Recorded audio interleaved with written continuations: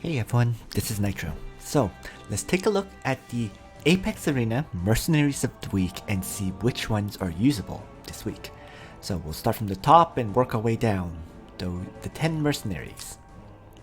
And the very first one is a Landius from the Rayguard server, from the commander Wundt. This Landius actually looks quite good to me. Good attack increase, great hit point increase, and some defense and magic defense increases. Gear wise, it does have the Overlord's badge, which is really the most critical piece of gear for Landius. What I don't particularly like though is, personally, I don't like the Steel enchant, right?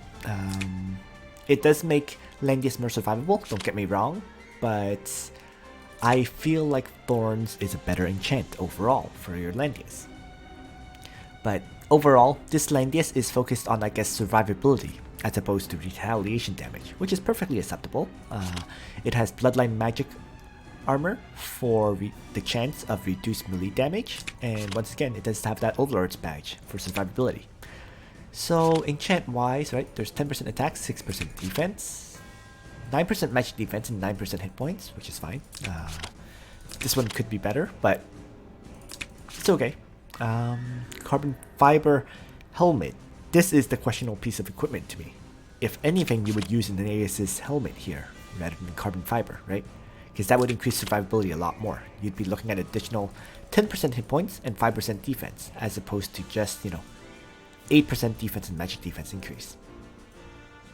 But the flip side is there is a great enchant on this, which is probably why this player gave him this carbon fiber helmet, right? 11% hit points, 9% defense, and 2% attack. So we are looking at what? 17% defense, 8% magic defense, and 11% hit points. And then finally, of course, the Overlord's badge has 6% defense, 6% attack, and 5% magic defense. So definitely very usable. If you don't have a Landius, definitely this one can be brought. But I do have to say, I do prefer my personal Landius because, first, the Aegis's helmet, even though this enchant effectively means I'm getting 16% hit points and then 14% defense here, right? So it's just the addition of 10% hit points and 5% defense is huge. I do prefer my Dragon Slayer Graham because of the attack and hit point increase, right? 8% of each. That increases my survivability quite a bit more. Overlord's badge were pretty similar, I think. He might have a better enchant than me. And I'm using a mirror armor rather than bloodline magic armor. And that's more because, frankly, I actually don't have a bloodline. I don't have an Aeolus either. But this works for me quite well. So yeah, but definitely usable. Next is Lana.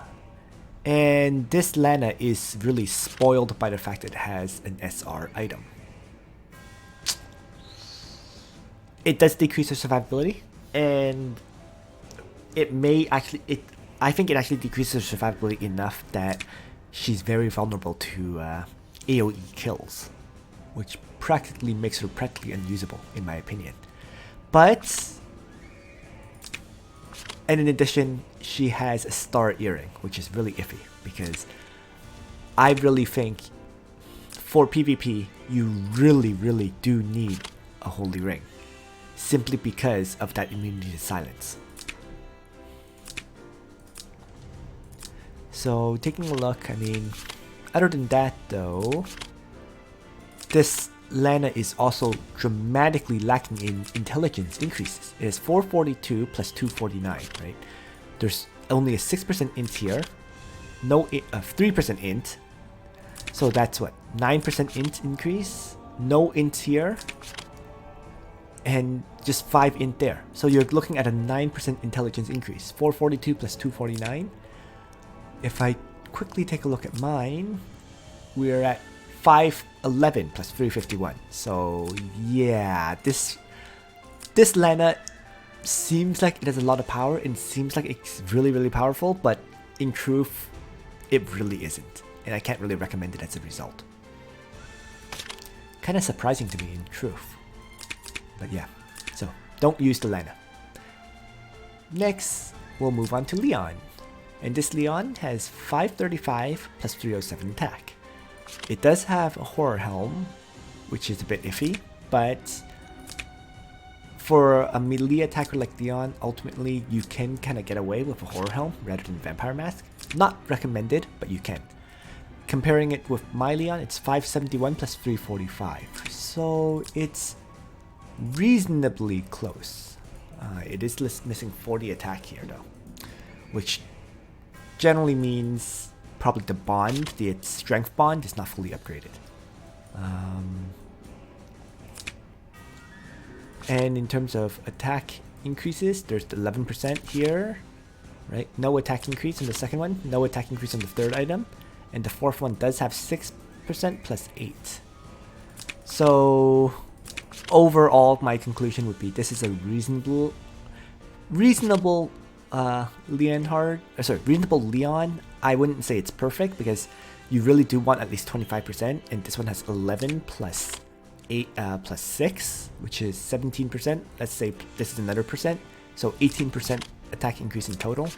So it is a little bit iffy, but I mean, if you don't have a Leon as powerful as this one, by all means use it. Right? It's just unfortunate that there is no hit point increases from what I've seen. None at all. So this Leon is very easy to kill, ultimately. Right? If I look at mine for comparison purposes again, right? I have, let's say, 11% plus 18. So let's say this is 3%. So this is a 14% increase total. Add this armor for 1%, that's 15%. And then you have another 7% with 8, so that's another 8%. So I have a 23% attack increase, which I find is good enough for my Leon. In terms of hit point increases, I do have a few. For example, there's 14% here, there's 9% here, right? So that's 23% hit point increase. So you can see there's just a difference in hit points and attack, which means you can use this one, but be aware that it's a little bit lacking in various ways. Next is the Matthew. And the Matthew surprisingly has a great set of equipment, all SSRs. This Extreme Magic Bow has 11% attack and 7% hit points, which is big, right? Unfortunately, the Twilight armor is a little bit iffy there. So he's focused on defense and hit points on both his armor and helm, rather than having some additional attack increase. And then his Slayer's emblem doesn't even have any kind of attack increase percentage. So overall, great looking equipment, but this is an extremely low attack value Matthew at the end of the day. Yeah, I mean, if you for some reason you need a Matthew to faction buff, he can be used, but other than that, don't expect this Matthew to one-shot anything at all. It's unfortunate because it looks like it has it has 9 skills, which means it should have access to pretty much all its classes, right? Or most of them. And it has all SSR equipment. But despite that, I wouldn't say this Matthew is actually usable. At least not for PvP. So just an unfortunate lack of proper attack increase. Next, Shafaniel. Wow, 3 SSR gear, pass. Doesn't even matter at that point. Even though this is 6 stars, which is amazing because cooldown of skills is reduced by 3, the fact that it has so many SSR pieces of equipment makes it basically unusable. Very unfortunate. This is a 4-star Zerda, pass, right there. Doesn't even matter about her gear. If she's 4 stars, she just does not have the mobility to get into range of the enemy. Chris, 6-star Chris. And this is kind of interesting. It's,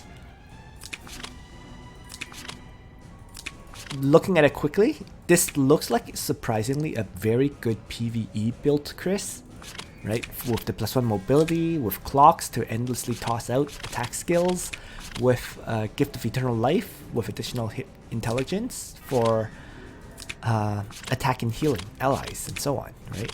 So this is clearly a PvE oriented Chris, but it's not usable for PvP. Moving on then. Hein. All SR gear, pass. Kirikaze. All SR gear, pass. And finally, Jessica. All SR gear, another pass. So, in conclusion, the only truly absolutely usable one is this Landius for a tank if you don't have a tank built, or if you need another powerful tank. The rest for this week are kind of iffy, you know. This Lana is kind of lacking intelligence. This Leon is kind of lacking attack and especially lacking in hit point, so it's rather easy to kill. And then the rest are kind of garbage. Alright, so that's it. Thanks for watching, everyone. I hope you found this information useful. And on that note, Nitro out.